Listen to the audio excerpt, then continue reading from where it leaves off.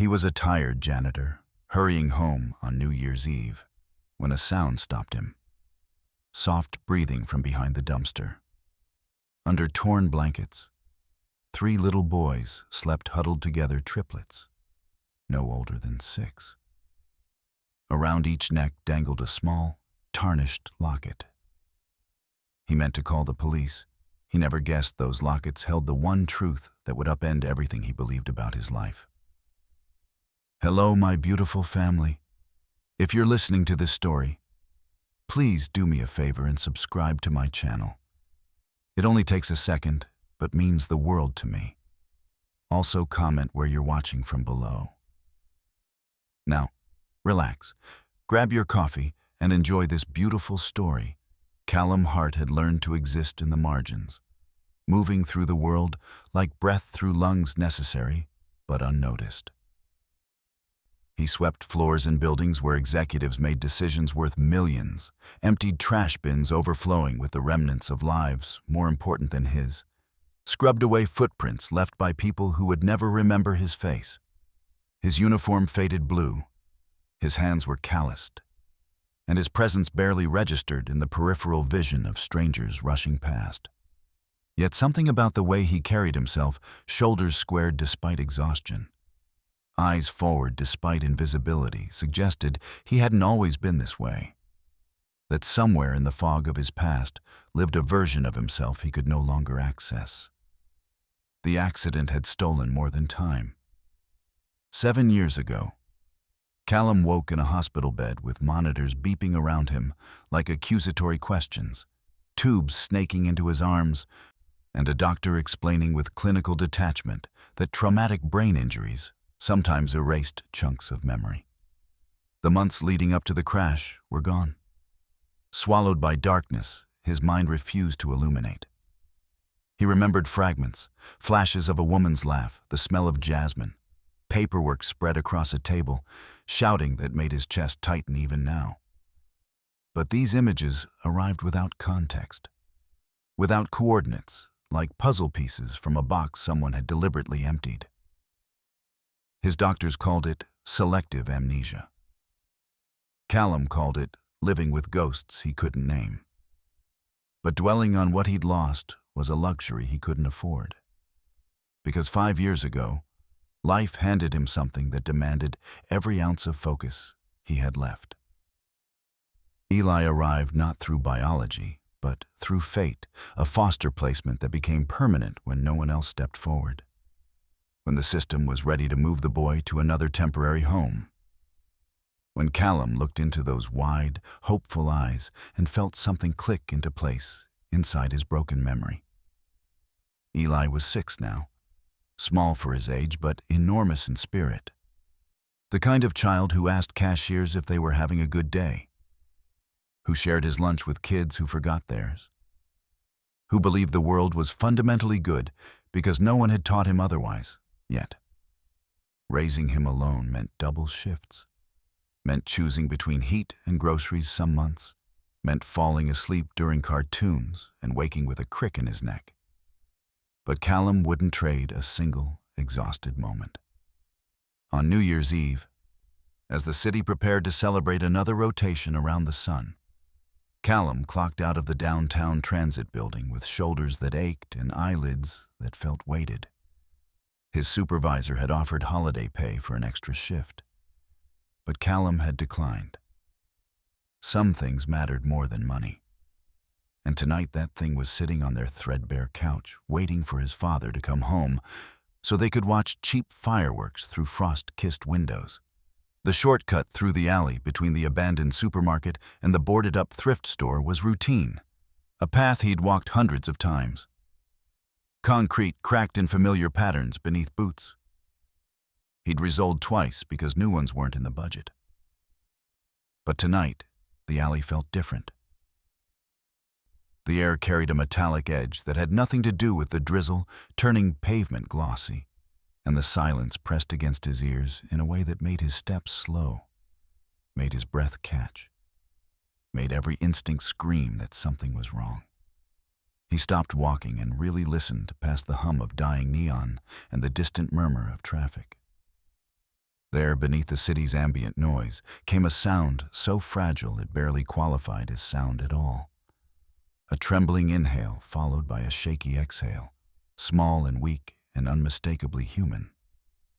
His heart slammed against his ribs as he moved toward the dumpster, eyes adjusting to shadows layered like secrets. What he'd mistaken for trash bags resolved into something that made his stomach drop, 3 tiny bodies curled together beneath a soaked blanket, mud streaking their faces, rain plastering dark hair against pale foreheads. They couldn't have been older than 5, maybe 6. Small hands clutching each other with the desperate intensity of children who'd learned survival meant staying connected. Around each fragile neck hung a tarnished locket, dull metal catching what little light reached them. And when Callum knelt beside them, when one boy's eyes fluttered open and met his with a mixture of terror and plea, the child whispered words that would haunt him forever. "Please don't take us back." Callum's hands shook as he reached for the nearest locket, as it slipped open in his gloved palm as he stared at the photograph tucked inside. The face looking back at him was younger, untroubled, frozen in a moment he couldn't remember living. But it was unmistakably, impossibly his own. Have you ever discovered something about yourself that rewrote everything you thought you knew? The world tilted on its axis, and Callum Hart's carefully constructed life shattered into before and after, leaving him kneeling in a freezing alley beside 3 boys wearing his face around their necks, wondering what truth had been stolen from him and why.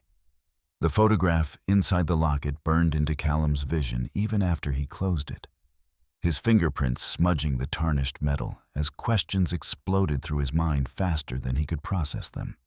How could his face exist inside a locket worn by children he'd never met? Children sleeping on trash like discarded things nobody wanted? Children whose existence contradicted everything he understood about his own life? The smallest boy stirred beneath the blanket, eyelids fluttering, and Callum held his breath as those eyes opened dark brown, the same shade as his own, the same slight downturn at the outer corners that made even neutral expressions look sad. Recognition jolted through him, not as memory, but as instinct. The way your body knows to flinch before your brain registers danger. And he felt the ground beneath his knees turn liquid. The boy's lips trembled as he focused on Callum's face, processing whether this stranger represented salvation or another betrayal in a life that had clearly delivered too many already. His voice came out barely louder than the rain pattering against concrete, fragile as spun glass. "Are you going to hurt us?" The question landed like a fist to Callum's chest, because what kind of existence taught a child to ask that? What sequence of events made a boy assume pain was the default response from adults? Callum shook his head slowly, deliberately, keeping his movements gentle the way you would around a wounded animal, and whispered back words that felt simultaneously true and impossible. "No. I'm here to help." The second boy woke then, blinking against the dim light bleeding from the distant street lamp, his hand instinctively reaching for his brother's as if confirming they were still beside him, still breathing, still alive. He studied Callum with an intensity that felt wrong on a face so young, eyes calculating risk versus reward, weighing whether trust was a luxury he could afford. When he spoke, his voice carried an edge of suspicion that made Callum's heart crack. "Everyone says they want to help. Then they leave. How do you promise a child that you're different when you don't even understand why you're involved? When your own past is a jigsaw puzzle with half the pieces missing? When the only certainty you have is that walking away feels like severing a limb?" The third boy remained asleep, his chest rising and falling in shallow breaths that Callum counted obsessively. Afraid each one might be the last, afraid that hypothermia or hunger or despair had already claimed too much. His face was thinner than his brother's, cheekbones too prominent for someone so small, and his fingers clutched the edge of a blanket so threadbare it offered decoration rather than warmth. Callum's medical knowledge was limited to basic first aid from a mandatory workplace training, but even he recognized the signs of prolonged neglect. The bluish tint to lips, the way skin seemed stretched too tight over bones, the absolute stillness of someone whose body had learned to conserve every calorie for survival. He needed to move them, needed to get them somewhere warm and safe. But lifting them meant disturbing whatever fragile equilibrium they'd achieved, meaning potentially triggering panic in boys who'd been conditioned to expect the worst. Callum stripped off his jacket despite the cold biting through his thin work shirt, draping it over all three of them, tucking edges around their bodies with a tenderness that felt muscle-deep, cellular, like his hands remembered doing this even though his mind insisted otherwise. The first boy, the one who'd asked if Callum would hurt them, reached out and touched the jacket's sleeve, testing its reality. And when he looked up again, his expression had shifted from terror to something more dangerous: hope. Callum made a decision that would alter every trajectory of his life going forward, pulling his phone from his pocket with hands that shook so violently he nearly dropped it twice. He should call emergency services, should hand this situation to professionals trained for crisis intervention, should protect himself from whatever legal and emotional complications were clearly heading his way, like a freight train with failed brakes. His thumb hovered over the number 9, ready to dial, ready to do the responsible thing. But something stopped him, that photograph inside the locket. The way these boys' faces echoed features he saw in his bathroom mirror every morning, the gnawing certainty that this wasn't random chance, but something deliberately hidden from him. What would you do if the universe handed you a mystery wrapped in 3 small bodies who needed you right now? Not after social workers processed paperwork and foster systems made placements and bureaucracy ground through its slow machinery. He pocketed the phone and scooped the smallest boy into his arms, feeling how light he was, how wrong that lightness felt, how a child this age should weigh more, should feel solid rather than hollow.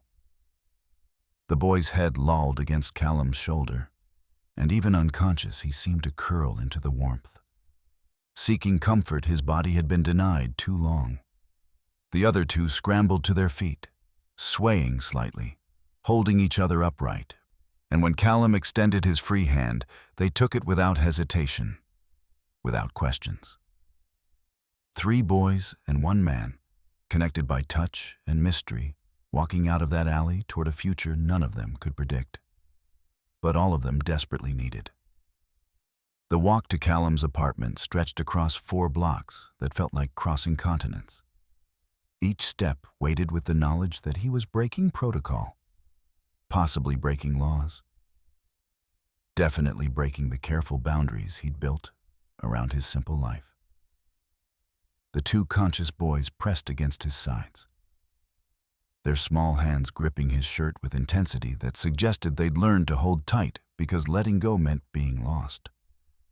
And the third remained limp in his arms, breathing but distant, trapped somewhere between sleep and surrender. Street lamps cast orange halos through the drizzle, turning the city into something dreamlike and unreal. And Callum moved through it like a man carrying stolen treasure, hyper-aware of every passing car, every potential witness who might question why a janitor was transporting 3 soaked children through the night. His apartment building loomed ahead, 7 stories of crumbling brick and flickering hallway lights, the kind of place landlords forgot about until rent came due. The elevator was broken again, forcing them up 3 flights of stairs that the boys climbed with mechanical determination, legs moving through muscle memory rather than conscious choice. And Callum realized these children had been surviving on autopilot long before tonight, had learned to function while empty, had mastered the art of existing without truly living. when he finally unlocked his door and ushered them inside. The warmth hit their faces like a physical force, and the smallest boy in his arms stirred for the first time, eyelids cracking open to reveal confusion and fear, and something else Callum couldn't name. The apartment was humble, bordering on sparse.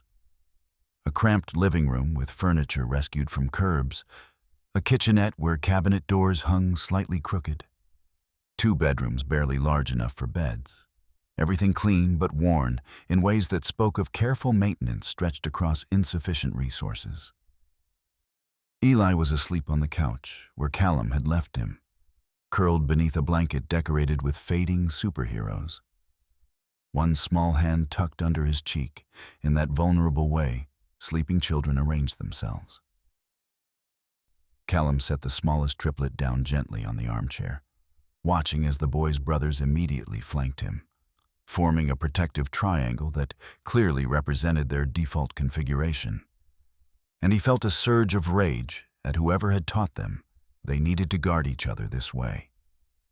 The movement woke Eli, who sat up blinking, rubbing sleep from his eyes with small fists. His gaze landing on the 3 strangers with curiosity rather than alarm, because Callum had raised him to see people before seeing problems. His first question wasn't, "Why are they here?" or "Who are they?" but rather the most Eli question possible. "Dad, did they eat dinner?" The simple concern in that inquiry, the immediate leap to practical care rather than suspicious interrogation, made Callum's throat tighten because this boy, this child he hadn't created but had chosen to love, understood instinctively what mattered most. Eli slid off the couch and approached the triplets slowly, offering his blanket with both hands, like a sacred gift. And when the middle boy accepted it with trembling fingers, something shifted in the room's atmosphere from tense to tender. Callum moved to the kitchenette on autopilot, pulling out the container of leftover soup he'd planned to heat for himself, multiplying portions in his head, calculating how to stretch 2 servings across 4 hungry children without anyone noticing the mathematics of scarcity. The stove's gas burner clicked and caught, blue flames licking the pot's bottom, and he stirred mechanically while his mind spun through implications. He wasn't ready to face those lockets around 3 necks, that photograph of his younger self, the way these boys' features echoed his own in ways too specific to dismiss as coincidence. When was the last time you looked in a mirror and saw a stranger staring back? When did your reflection become a question rather than an answer? He ladled soup into mismatched bowls, setting them on the coffee table that served as their dining surface, and watched as the triplets stared at the food like it might vanish if they blinked. The oldest boy, Callum, didn't even know their names yet. Hadn't asked because survival had taken priority over introductions, reached out slowly, testing whether he was allowed, whether this offering came with conditions or consequences. When Callum nodded permission, all 3 attacked their bowls with desperate efficiency, slurping and swallowing without pause, barely chewing, their bodies operating on famine logic that prioritized speed over taste. Eli ate his portion slowly beside them, occasionally glancing at his father with questions in his eyes that he was smart enough not to voice. And Callum felt the weight of explanations he couldn't provide pressing against his chest like water behind a failing dam. After the bowls were empty and the boys had drunk 2 glasses of water each, Callum finally asked what he should have asked in the alley. "What are your names?" The oldest boy looked at his brothers as if seeking permission to trust this stranger with something as intimate as identity. And when they nodded fractionally, he answered in a voice barely louder than breathing. "I'm Landon, he's Leo, and that's Luca." 3 names starting with L, 3 lockets containing the same photograph, 3 faces that belonged to him, even though logic insisted they couldn't. Callum's hands shook as he reached for the locket still hanging around their necks. his voice cracking when he asked the question that would shatter whatever remained of his carefully constructed reality. "Where did you get these?" Landon's fingers moved to his locket instinctively, clutching it like a talisman against harm. And his voice emerged small and fractured when he finally answered Callum's question about where these mysterious pieces of jewelry had originated. "Our mom gave them to us when we were babies. She said they were the only thing she had left of someone important. Someone who loved us before we could remember being loved." The words landed in Callum's chest like stones dropping into deep water, creating ripples that spread outward into every corner of his consciousness. And he found himself reaching for the locket around Landon's neck with trembling hands, needing to see that photograph again, needing to confirm what his eyes had registered. But his mind refused to accept in that rain-soaked alley.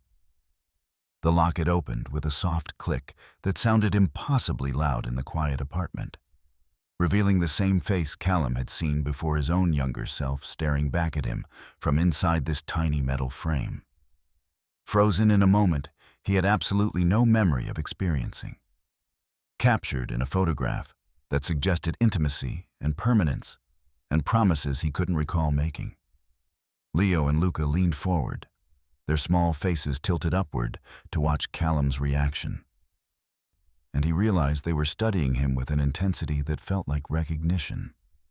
Like they'd been searching for something in every stranger's face and had finally, impossibly, found it in his. How could children carry photographs of a man who didn't know they existed? And what kind of cruelty orchestrated a separation so complete that biology itself became a stranger? Eli moved closer to his father, sensing the seismic shift happening in the room's emotional landscape. His 5-year-old intuition, sharp enough to understand that whatever was unfolding would reshape their lives in ways none of them could predict. Callum's mind raced through fragments of his past, that accident everyone mentioned but nobody explained in detail. Those hospital weeks that existed in his memory as blank white spaces, the doctors who'd attributed his amnesia to trauma and assured him the gaps would fill themselves eventually. Except they never had. He'd accepted the void as permanent, had built his life around the missing pieces, had learned to function with a past that felt like a book with chapters torn out. But now those lost pages were sitting in his living room, wrapped in dirty clothes and wearing his face around their necks. "When did she give you these?" Callum asked, his voice barely steady. And Landon's response came wrapped in the uncertain cadence of a child trying to remember things from before memory solidifies into reliable narrative. We've always had them. She told us our father was someone we couldn't meet, but who would have wanted us if he'd known. She said these pictures were proof we weren't accidents, even though we felt like mistakes most of the time. The casual way Landon delivered that final phrase, "even though we felt like mistakes," struck Callum like a physical blow, because no child should carry that weight. No 6-year-old should articulate their own perceived worthlessness with such practiced ease. And he realized these boys had been living with rejection as their baseline reality long before being abandoned on trash bags in an alley. He opened Leo's locket next, then Luca's, finding the same photograph in each one. 3 identical images of himself distributed like evidence in a case he didn't know he was supposed to solve. And the mathematical probability of coincidence evaporated completely, because the universe didn't operate with this kind of specific intentionality, unless something deeper was orchestrating events. The triplets watched him with eyes that held too much knowledge for their age. Eyes that had learned to read adult faces for signs of danger or dismissal. And Callum understood they were waiting for him to reject them, to hand them over to authorities, to prove that every adult eventually chose convenience over commitment. But something primal had awakened in his chest, not just protectiveness, but recognition. Not just sympathy, but a bone-deep certainty that these children belonged to him in ways that transcended logic and demanded acknowledgement. "Stay here tonight," he said. And the simplicity of the statement belied the enormousness of what he was choosing. The life-altering commitment packed into 3 ordinary words. Landon's shoulders dropped half an inch as tension he'd been carrying for days finally released. Leo's eyes filled with tears he was too exhausted to shed. And Lucas simply leaned against his brother and closed his eyes like he'd been granted permission to stop surviving and start resting. Eli immediately began rearranging blankets and pillows, creating a nest on the floor beside his own sleeping spot, narrating his actions in that cheerful running commentary children use when they're nervous but trying to help. "You can sleep here where it's warmest, and tomorrow we can share my toys. I have cars and blocks and books. Do you like books?" Callum stepped into the bathroom and closed the door, his hands gripping the sink's edge as he stared at his reflection and tried to reconcile the man looking back at him with the man in those lockets, tried to bridge the gap between who he remembered being and who he might have been in those stolen years. His phone sat heavy in his pocket, and he knew what he needed to do even as every instinct screamed against the violation it represented. He needed proof, needed science to confirm what his gut already knew, needed DNA to speak the truth his memory couldn't access. The decision felt like betrayal, like he was reducing these children to evidence. But he also understood that without confirmation, he'd always wonder, would always question whether desperation had created patterns where none existed. He returned to the living room, where all 4 boys had finally surrendered to sleep. Their breathing synchronized in that way exhausted children breathe when they've finally found safety. And he carefully, gently, collected a few strands of hair from each triplet's head, sealing them in separate plastic bags with hands that shook from adrenaline and apprehension. The samples felt like tiny weights of possibility, like Schrödinger's truth existing in superposition until observation collapsed it into certainty. And Callum knew that once he submitted them for testing, there would be no returning to the before, no unseeing what was about to be revealed, no retreating into the comfortable ignorance that had protected him from questions he didn't know he should be asking. Dawn never arrived that night, or rather, Callum never made it to dawn because sleep had become impossible, his mind refusing the mercy of unconsciousness, while questions multiplied like bacteria in darkness, each one spawning 3 more until his thoughts resembled the Hydra from mythology. Endless heads growing faster than he could sever them. He sat at the kitchen table with his phone's brightness turned low, staring at the confirmation email from the DNA testing service that promised results within 48 hours.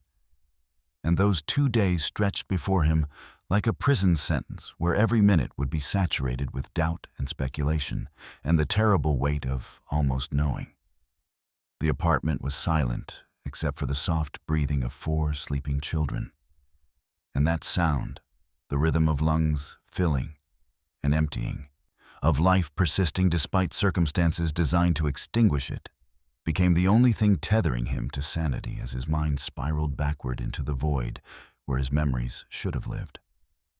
The accident everyone referenced, but nobody adequately explained, had occurred 6 years ago, landing him in a hospital bed for 3 weeks with a head injury severe enough to fragment his sense of continuous selfhood, to crack the foundation of identity until past and present existed as separate countries with no bridge between them. His doctors had shown him the scans areas of his brain lighting up in wrong patterns, neural pathways rerouted around damaged tissue like rivers, finding new channels after earthquakes reshaped landscapes, and they'd spoken in careful clinical language about traumatic amnesia, about how the mind protects itself by forgetting what it cannot process, about how memory might return gradually or never return at all. But what they hadn't explained, what nobody had been able to answer, was why his amnesia felt so selective, why he'd lost specific years rather than random scattered moments, why the gaps seemed surgically precise rather than chaotically scattered across his timeline. He'd woken in that hospital room 6 years ago with no identification, No emergency contacts, no family appearing to claim him, just a wallet containing cash and a single photograph of himself as a teenager that offered no context or connection to anyone else. The social workers had eventually located distant relatives who confirmed his identity, but seemed oddly reluctant to maintain contact, offering financial assistance for his recovery, but declining to visit, to explain, to fill the spaces where his history should have been living. And their detachment had felt purposeful rather than neglectful, like they were following instructions to maintain distance.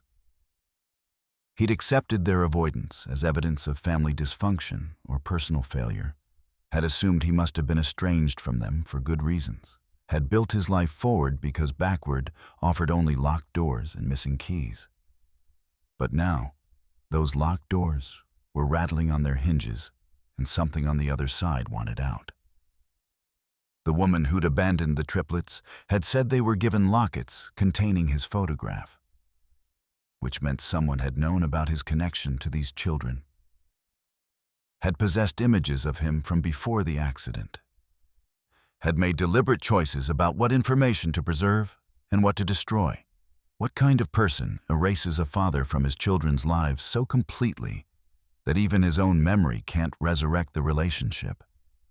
And what motivation drives such thorough erasure?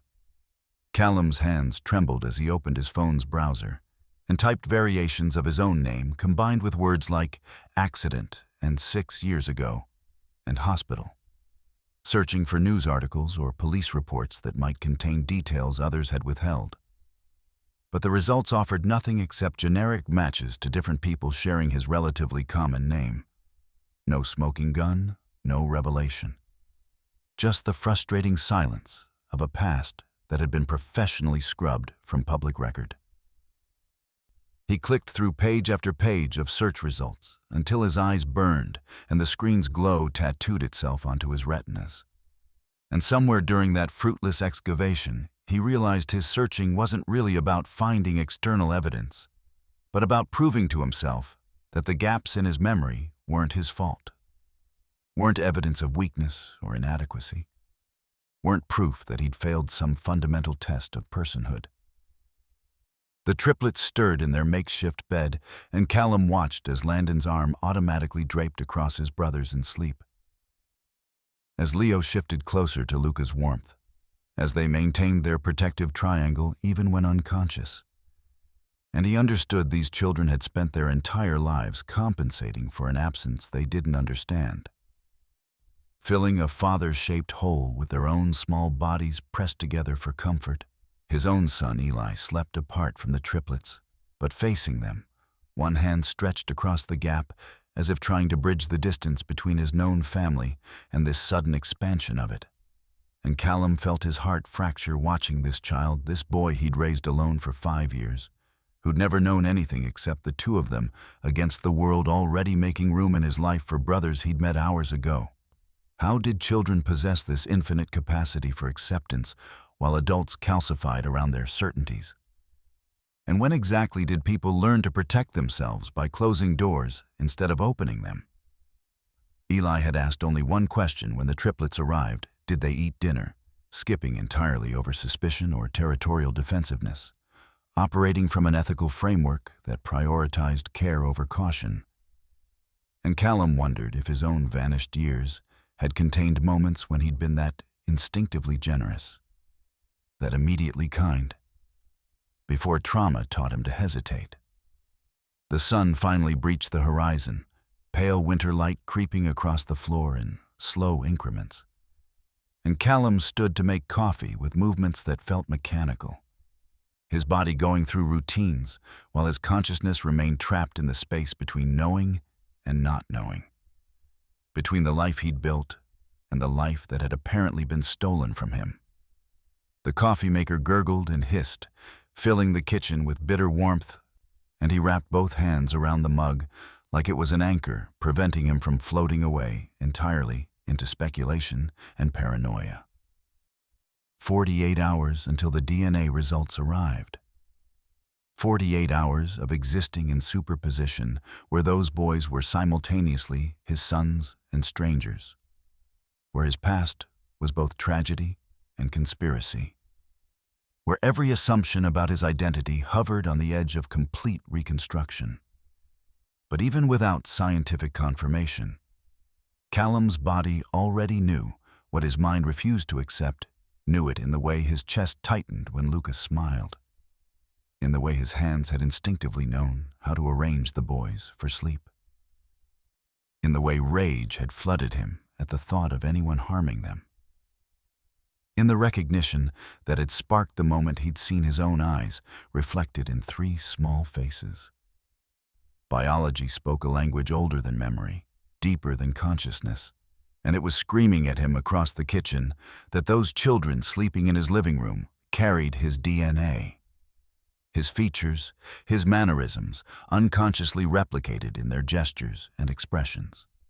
The test would only confirm what evolution had already announced, would only translate into legal language what his bones already understood. And Callum realized he wasn't waiting for proof of paternity, but for permission to feel what he already felt, the overwhelming, terrifying, magnificent weight of being father to 4 sons instead of 1. Of having his family multiplied overnight by children who should have been his from the beginning, but were stolen by forces he didn't yet understand, but was absolutely going to dismantle. The knock came 36 hours later, aggressive and insistent, the kind of pounding that announces authority before words ever form. And Callum's entire body went rigid because nobody knocked on his door with that particular rhythm unless they were delivering consequences.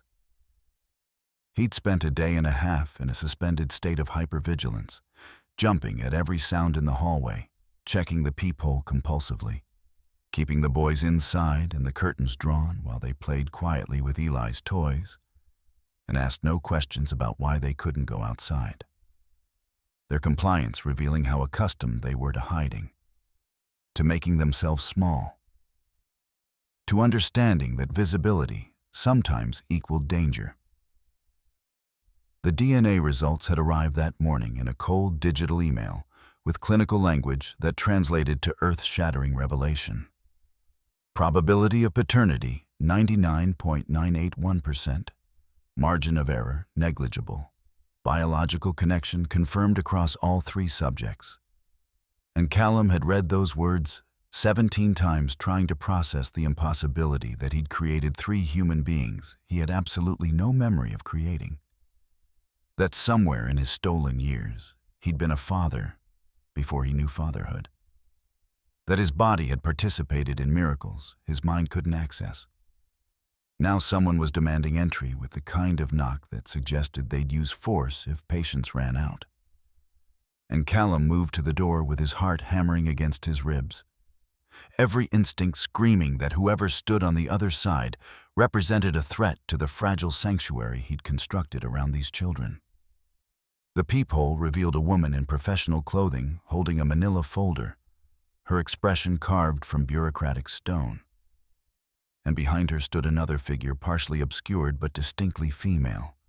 And Callum's hands went cold because he understood immediately that this wasn't a random visit, wasn't a coincidence, wasn't anything except the past arriving to reclaim what he'd found in that alley. He opened the door slowly, positioning his body to block the interior view, and the professional woman spoke before he could ask questions. "Mr. Hart, I'm Rebecca Chen from Child Protective Services. We received an anonymous report regarding minor children residing in this apartment without proper documentation or legal guardianship arrangements, and I'm obligated to investigate the welfare and safety of any minors present." The words were delivered with practiced neutrality, but they landed like accusations. And Callum felt the ground shifting beneath him because he'd been so focused on protecting the boys from their past that he hadn't considered how their present might appear to authorities. 3 children with no official connection to him, no records of custody, no paper trail explaining their presence beyond his word that he'd found them abandoned and couldn't leave them to freeze. Before he could formulate a response that wouldn't incriminate him, the second figure stepped forward from behind the social worker, and Callum's entire world lurched sideways because he knew this face even though he didn't know it, recognized these features even though recognition brought no memories. Understood in his cellular structure that this woman was connected to his missing years in ways that transcended logical explanation. She was thinner than whatever ghost image his subconscious had preserved, her skin bearing the particular pallor of someone who'd spent recent months or years in spaces without adequate sunlight, her eyes carrying shadows that suggested intimate acquaintance with consequences and regret. But when she smiled, it was with the presumptive familiarity of someone who'd once had rights to his attention, to his time, to his life. The triplets appeared behind Callum's legs, drawn by the sound of adult voices, and their reaction to the woman was instantaneous and visceral. Leo gasped and grabbed Landon's hand. Luca made a small, wounded sound and pressed himself against Callum's thigh, and all three boys seemed to simultaneously shrink and solidify, their bodies preparing for impact from a source they recognized as dangerous despite her benign appearance. The woman's smile widened, but her eyes remained flat, empty of the warmth that should accompany maternal recognition, and she spoke in a voice that dripped with artificial sweetness designed to disguise poison. "There are my boys. Oh, thank God someone found them. I've been searching everywhere. I only left them for a few hours, and when I came back, they were gone. You can't imagine what I've been through." The lies emerged so smoothly, they almost sounded rehearsed, and Callum felt rage ignite in his chest because this woman was constructing a narrative that positioned her as victim and him as kidnapper, was rewriting history in real time while standing 3 feet away from children who'd spent days sleeping on garbage because she'd abandoned them.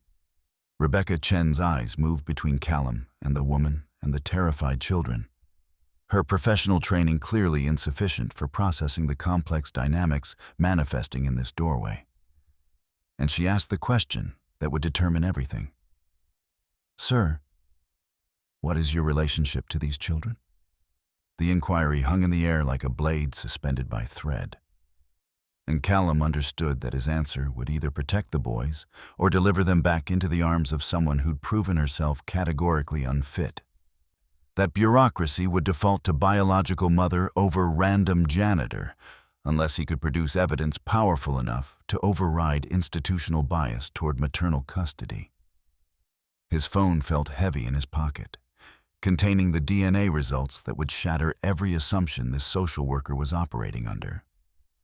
But he hesitated because deploying that evidence meant detonating his entire understanding of his own history, meant acknowledging publicly that he'd lost years of his life and gained 3 sons in the span of 2 days, meant exposing vulnerabilities he'd spent 6 years protecting behind walls of privacy and careful distance from scrutiny. The woman and Callum realized with sickening clarity that he should know her name, that his body recognized her even while his memory refused to supply her identity, stepped closer and reached for Landon with hands that appeared gentle, but made all 3 boys flinch backward in unison, their synchronized recoil speaking volumes about what those hands had delivered in private moments when no witnesses could intervene. "Come here, babies," she coaxed. "Let's go home. I know you're confused, but everything's okay now. Mommy's here." The word mommy sounded obscene in her mouth, a title she'd forfeited through neglect and abandonment. And Callum watched Landon shake his head violently, watched Leo position himself between his brothers and this woman, watched Luca start to hyperventilate in that way traumatized children breathe when they're preparing to dissociate, because reality has become unbearable. How could someone who'd given birth to these boys inspire such transparent terror? And what had she done to teach them that her presence meant danger rather than safety? Rebecca Chen's expression shifted from bureaucratic neutrality to concern as she registered the children's fear, and she addressed them directly with unexpected gentleness. "Boys, "Is this your mother?" The question seemed simple, but it was actually complex, because mother could mean biological origin, or it could mean source of care, could reference DNA, or it could reference devotion. And the boys seemed to understand instinctively that their answer mattered in ways that transcended the immediate moment. Landon looked up at Callum with eyes that begged for protection, for permission, for someone to finally believe that their fear was legitimate rather than childish overreaction. And then he spoke with a clarity that shattered any remaining ambiguity about where these children's loyalty resided. "She left us on the trash for 3 days. We were so cold, we thought we were going to die, and he found us and gave us food and blankets and didn't hurt us even once." The words emerged without drama or exaggeration, just factual recounting delivered in the flat affect of someone reporting weather patterns. And that emotional absence, that lack of tears or theatrical emphasis, made the testimony more devastating than any hysterical accusation could have achieved. The woman's face transformed, sweetness evaporating to reveal something harder and more calculating underneath. And she turned to Rebecca Chen with indignation that would have been convincing if not for the boy's visible terror. "He's clearly manipulated them. I don't know what he's told them, but children make up stories. They don't understand time or how long anything actually takes. I was dealing with an emergency, and I made sure they were somewhere safe."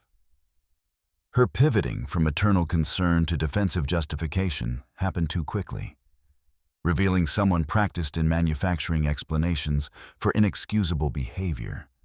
And Callum understood. He was watching a performance crafted through years of evading accountability.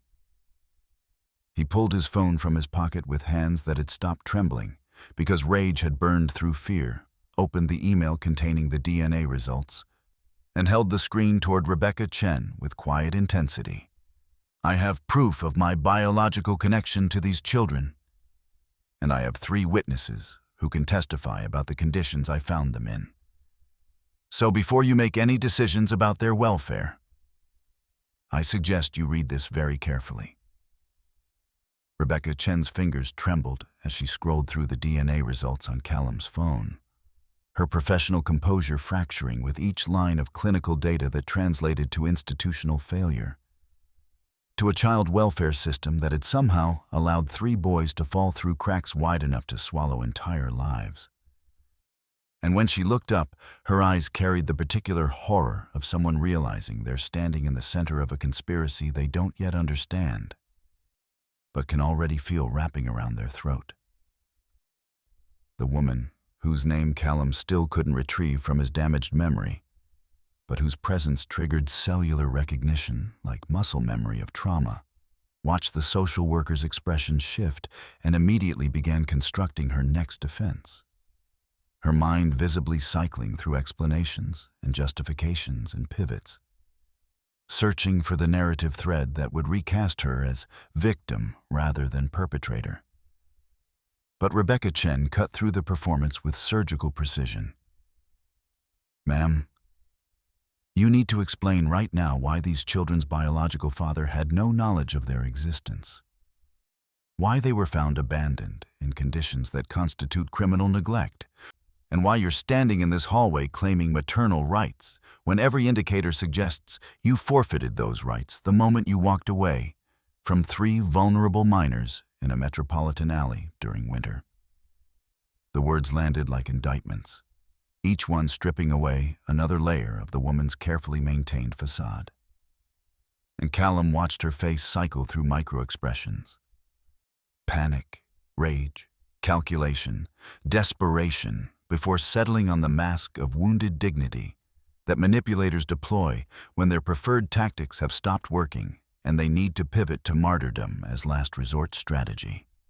"You don't understand what I've been through," she began, her voice cracking with manufactured emotion that would have been convincing if the boys hadn't simultaneously pressed closer to Callum in unified rejection of her performance, their bodies voting with more honesty than words could ever achieve. "After the accident, after everything that happened, his family came to me with lawyers and threats and money. So much money I couldn't even conceptualize the numbers. And they told me he was damaged, that he'd never recover, that keeping the babies would destroy whatever chance he had at rebuilding his life. And they said if I truly loved him, I'd disappear and let him start fresh without the burden of children he couldn't remember creating. The revelation detonated in the hallway like a concussion grenade. The shockwave hitting Callum with enough force to make his vision blur because she was confirming what he'd suspected in his nightmares. What his fractured memory had been trying to tell him through years of gaps and missing pieces. That his own blood relatives had engineered his isolation, had stolen his children, had paid someone to erase an entire dimension of his existence, simply because children complicated inheritance, because heirs created legal obstacles, because his family valued control over connection and money over mercy. Rebecca Chen's expression hardened into something diamond-sharp and unforgiving as she asked the question that would determine everything. You're telling me you accepted payment to remove yourself and 3 infants from their biological father's life? And you're now claiming this was done out of love rather than self-interest? The woman's mask slipped completely, revealing the raw desperation underneath, and she lunged verbally at the only defense remaining to someone who'd run out of plausible lies. I was 23 years old, broke, terrified, and facing down lawyers from one of the wealthiest families in the state, who made it crystal clear that if I didn't cooperate, they'd destroy me legally and financially, and make sure I never saw those babies again anyway. So yes, I took the money because at least that way I could provide for them. At least that way we'd survive. And I did survive for years, until the money ran out and everything fell apart, and I made mistakes. Terrible mistakes. But I never stopped being their mother. The words tumbled out in a rush of justification and confession, each sentence revealing layers of moral compromise and rationalized neglect. And Callum felt something inside him calcify into absolute resolve. Because this woman had been paid to steal his sons, and she'd eventually abandoned them anyway. Had taken money meant to secure their future and somehow burned through it until she ended up leaving 3 5-year-olds on literal garbage while she disappeared into whatever crisis she'd prioritized over their survival. But the detail that lodged in Callum's consciousness, like a bullet he couldn't extract, was the confirmation that his family people who shared his DNA, his name, his history had orchestrated this erasure deliberately and systematically, had identified his children as threats to their financial interests, and had paid someone to make them vanish before he ever held them, before he ever knew their faces, before he ever had the chance to choose them over whatever inheritance they thought he didn't deserve. Who does that? Who looks at 3 newborn babies and sees problems to be solved rather than humans to be loved? And how much money would constitute sufficient payment for someone to agree to that kind of theft? The boys remained pressed against him, their small hands gripping his clothes like he was the only solid thing in a world that had proven itself fundamentally unstable. And Landon whispered a question that pierced straight through to Callum's core. Are they going to make us go back with her? The fear in that tiny voice, the learned helplessness of children who'd been taught that adults made decisions about their bodies and their futures without consulting their preferences or honoring their terror, ignited something primal in Callum that transcended legal process and bureaucratic procedure and social work protocols. Rebecca Chen closed her eyes briefly, and when she opened them, her entire demeanor had shifted from investigator to advocate, from neutral observer to someone who'd chosen a side based on evidence too overwhelming to ignore. These boys are staying with their father tonight and every night until a court determines otherwise. And ma'am, I strongly suggest you secure legal representation because the county will be pursuing criminal charges for child abandonment, and I will personally be filing reports that document everything I've witnessed here. The woman's face contorted with rage and desperation. her final performance collapsing into authentic fury as she screamed accusations about manipulation and lies and conspiracies. But Rebecca Chen was already stepping between her and the doorway, was already using her body as barrier between this woman and the children she'd forfeited through negligence. And Callum watched as building security appeared from the stairwell, summoned by Rebecca's subtle signal, and escorted the screaming woman toward the exit while she hurled threats about lawyers and custody battles and revenge that would come when people understood the truth, when her version of events replaced the narrative being constructed against her. The door closed on her voice, on her presence, on the chapter of the boys' lives where they'd belonged to someone who treated them as collateral damage in her own story. And the silence that followed felt dense with possibility and danger in equal measure, because Callum understood that this wasn't resolution, but rather the opening move in a war he didn't know how to fight. Against enemies with resources he couldn't match, for stakes higher than anything he'd ever fought for before. Rebecca Chen remained in the doorway after the woman's departure, her professional armor visibly cracking as she looked at the 4 children clustered around Callum like survivors around a fire. And she spoke with the exhausted honesty of someone who'd spent too many years watching systems fail the people they were designed to protect. Mr. Hart, I need to be transparent with you about what happens next, because the legal machinery that's about to engage doesn't care about justice or truth or what's best for these boys. It only cares about procedures and paperwork and precedents. And right now, you're a single father with no custody agreement, no legal documentation, and no explanation for how 3 children appeared in your life except a story that sounds impossibly convenient, even though I believe every word of it. The warning landed like lead in Callum's stomach because he understood she was preparing him for battles he didn't have weapons to fight, for a system that would prioritize legal technicalities over moral clarity, for the reality that being a biological father meant nothing without courts and lawyers and documentation that transformed human relationships into contractual obligations, enforceable through state power.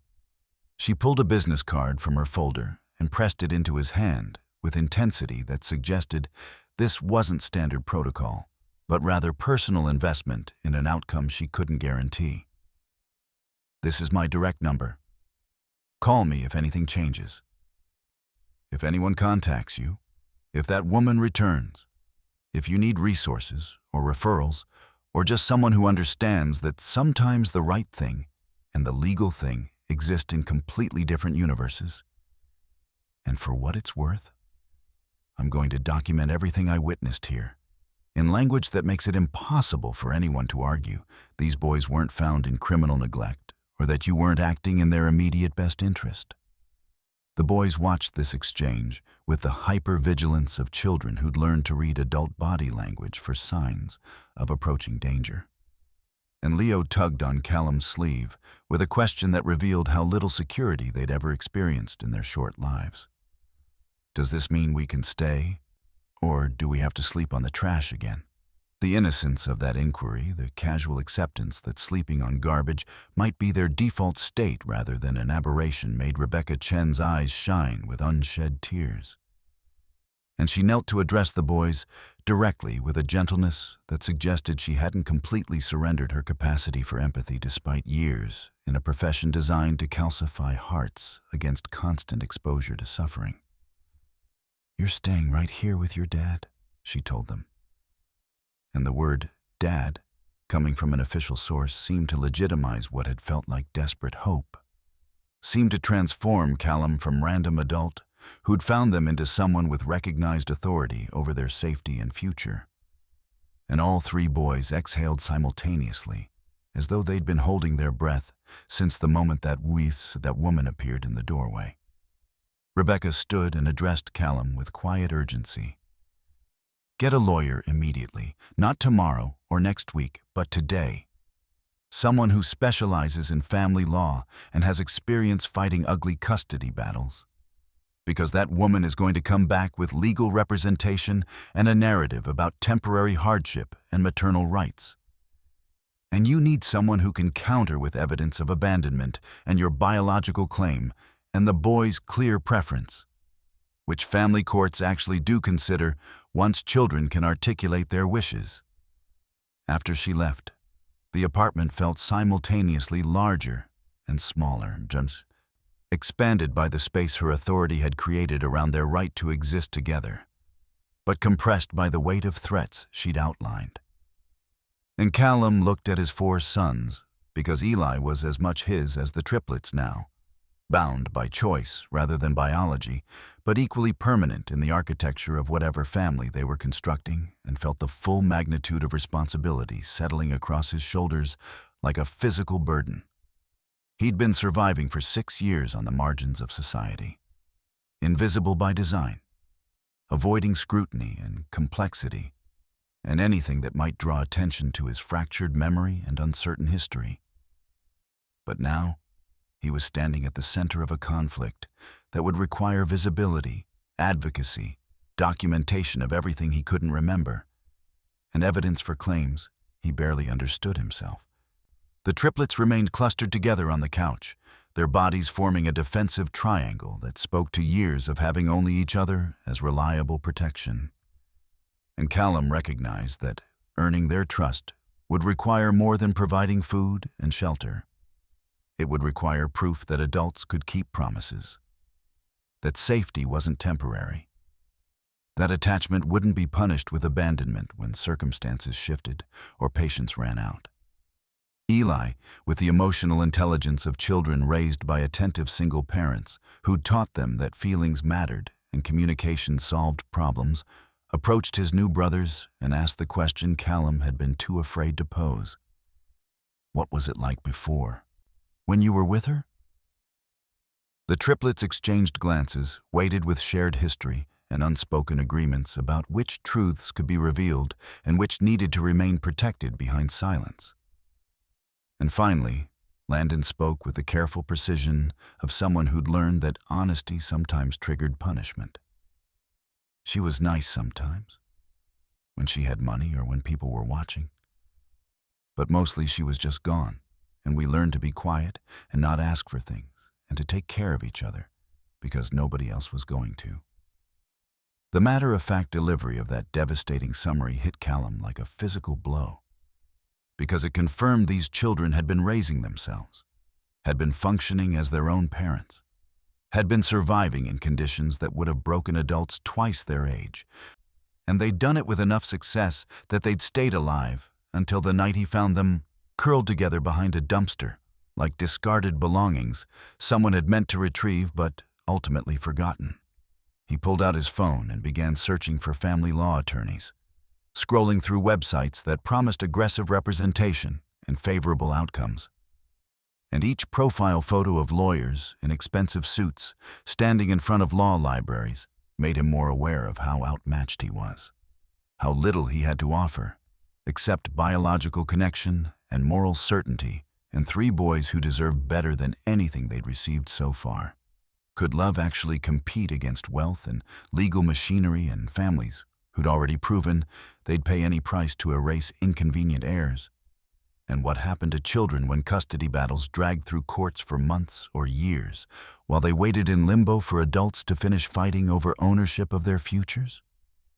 Luca climbed into Callum's lap with the tentative trust of someone testing whether affection would be permitted or rejected.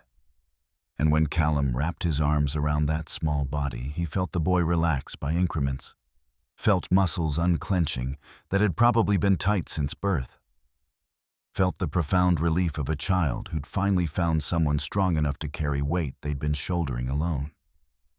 The truth was terrifying and simple. He had no idea how to win this fight, but losing wasn't an option he could survive.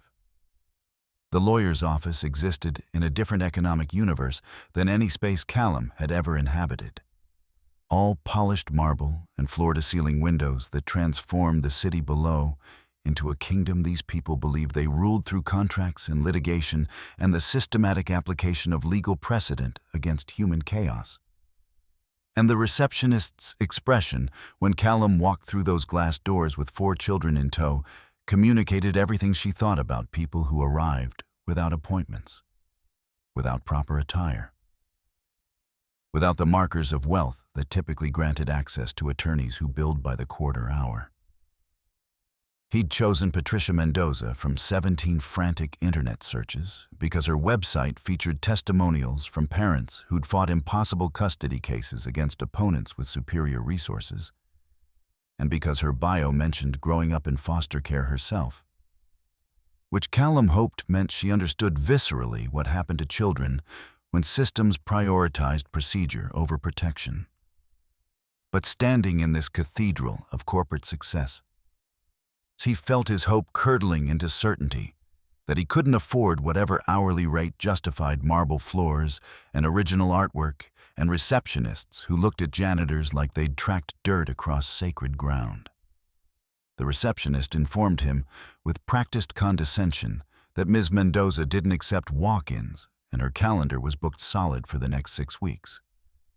But before Callum could retreat with the boys back to their marginal existence where problems got solved through endurance rather than legal intervention, a woman emerged from the hallway, moving with the efficient intensity of someone who'd learned to weaponize every second of her workday. Patricia Mendoza was smaller than her website photos suggested, but carried herself with the compact authority of people who'd survived enough that fear had calcified into fuel. And she looked at Callum and the 4 children with an assessment that felt less like judgment and more like rapid strategic calculation. The way generals surveyed battlefields before committing troops to positions that would determine victory or catastrophic loss. "You're the emergency Rebecca Chen called me about this morning," she stated rather than asked. And Callum's confusion must have registered on his face because she continued without waiting for confirmation. "Rebecca and I worked together on the Brennan case 3 years ago. And when she calls me before 7 a.m. using words like criminal conspiracy and stolen paternity and children sleeping on garbage, I clear my schedule because Rebecca Chen doesn't exaggerate, and she doesn't waste my time on cases that can be solved through normal channels." She gestured toward her office with a movement that suggested urgency rather than invitation. And Callum herded the boys through the doorway into a space that somehow managed to feel both intimidating and safe, filled with framed degrees and bar association certificates that testified to her right to fight battles in courtrooms where regular people got destroyed by opponents who understood how to manipulate legal machinery into weapons of mass destruction. Patricia closed the door and addressed the boys directly before turning to Callum, which he recognized as a tactical choice designed to assess their truthfulness before adults could contaminate their testimony with coaching or suggestion. "I need you to tell me the truth about where you were sleeping before this man found you. And I need you to know that nothing you say will get you in trouble. And nobody here is going to force you to go anywhere you don't feel safe." The boys looked at each other with that silent communication identical multiples sometimes developed. And then Landon spoke with the exhausted honesty of someone who'd learned that lying required energy they couldn't afford to waste. "We slept behind the grocery store on trash bags for 3 nights, because our mom said she had to take care of something important and we should wait there and be good, and she'd come back with food. But she didn't come back, and it got so cold that Leo couldn't stop shaking, and Luca cried until he couldn't cry anymore. And then he found us and gave us soup and blankets, and didn't hurt us, even though we thought maybe he would. Because that's what happened before when strangers found us." The casual reference to previous incidents of abuse or neglect landed in the room like artillery. And Patricia's expression shifted from professional assessment to personal fury barely contained beneath courtroom composure. And she turned to Callum with a question that carried weight beyond its simple words. "Did you document the condition you found them in? Photographs or video or anything that proves the state they were in before you intervened?" Callum's stomach dropped because he'd been so focused on immediate warmth and safety, and getting them inside where hypothermia couldn't claim them, that documentation had never occurred to him. Had seemed like a grotesque priority when children were suffering in present tense rather than some future legal proceeding. But Patricia read his silence accurately and held up a hand to forestall his apology. Don't worry. Rebecca's report and the boy's medical examination will establish condition and timeline. And frankly, their testimony is powerful enough that judges generally believe children this young because they haven't developed the sophistication to construct elaborate lies. She pulled out a legal pad and began taking notes with the focused intensity of someone building a case in real time, asking questions that felt invasive and necessary in equal measure. When exactly had he found them? What precisely had the mother said when she appeared? How had the boys reacted to her presence? What did the DNA test reveal? What did he know about his own family's involvement in the original separation? And Callum answered each inquiry while watching his fragmented history transform into evidence that might actually matter in forums where decisions got made about children's futures. Patricia paused her note-taking and looked at him with an expression that mixed sympathy and strategic assessment. The biological mother will argue temporary hardship and attempt to characterize you as an unstable stranger who kidnapped her children during a vulnerable moment. But we counter with your paternity, with documented abandonment, with the boy's clear preference, and most importantly, with evidence that your own family orchestrated the original separation through coercion and financial inducement, which opens the door to arguing that she was never a fit guardian, because she accepted payment to remove children from their biological father for reasons that had nothing to do with the children's welfare. The mention of his family sent ice through Callum's veins because he still didn't know who they were, these people who'd stolen his sons and apparently possessed enough wealth and power to orchestrate conspiracies that spanned years. And the realization that he'd have to confront them, that this legal battle would inevitably drag them out of whatever shadows they'd been occupying, felt like preparing to fight enemies he couldn't identify using weapons he didn't possess. Patricia seemed to read his fear because she leaned forward with an intensity that demanded his full attention. Your family clearly has resources and connections and a vested interest in keeping you isolated from any heirs who might complicate their control over whatever fortune you were supposed to inherit, which means they're going to fight dirty and use every legal mechanism available to destroy your custody claim. But here's what they don't understand. Family court judges have seen every manipulation tactic wealthy families deploy to control inheritance distribution. And most judges despise parents who treat children as financial obstacles, rather than human beings deserving protection. She tapped her pen against the legal pad with rhythm that suggested thinking through complex strategy in compressed time. We file for emergency custody immediately based on abandonment and your biological connection. We petition for supervised visitation only for the mother pending investigation. We subpoena financial records showing the payments your family made to facilitate the original separation. And we prepare for the probability that this case will expose a conspiracy that implicates multiple parties in child trafficking, which is exactly what this is when you strip away the legal language your family paid someone to disappear with your children to protect their financial interests. Could courts actually hold powerful families accountable for crimes they'd committed through lawyers and intermediaries and carefully structured agreements designed to create plausible deniability?